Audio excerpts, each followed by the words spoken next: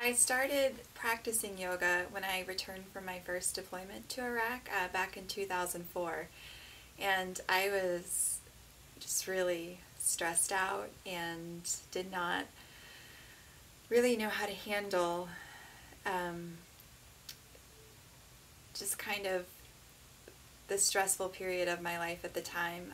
I was married to a fellow service member who had been wounded several times in Iraq, and I myself had just returned, and it was just a really uncertain environment. And I was introduced to yoga through a friend at this small studio in Fort Hood, Texas, and wasn't hesitant to try it because I had been a marathon runner in college and was more into like getting a great workout than anything touchy-feely. But I was hooked from the first class. It was really challenging, and I left feeling better than when I went in. I just was more calm and just felt a little more able to deal with all of the things that were going on around me.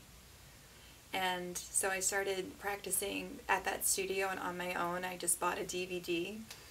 And then when I moved the following year to attend the captain's career course at Fort Jackson, my classmates knew that I did yoga, and they asked me to teach them as part of our PT program, since we had done push-ups and sit-ups and running every day, and people were tired of it and getting injured, and this was an alternative. And so I started just to teach them once a week for our morning PT, and got a lot of positive encouragement out of that. And the following year, I left for my second tour in Iraq, and was stationed in Baghdad that time. And again, people found out that I was really into yoga, and they asked me to teach a class there.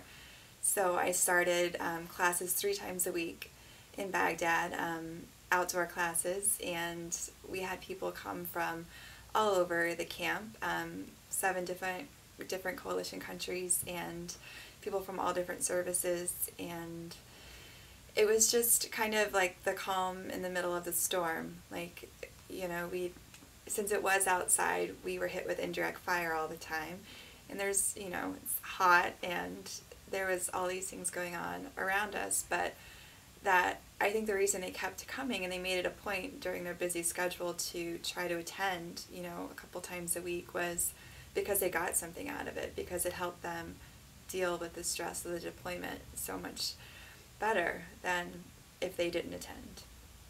And as soon as I got back from that deployment, I got an official certification to teach, finally, when I moved to DC, and then started teaching at the Pentagon as soon as I got my certification, and have been doing that for the past several years.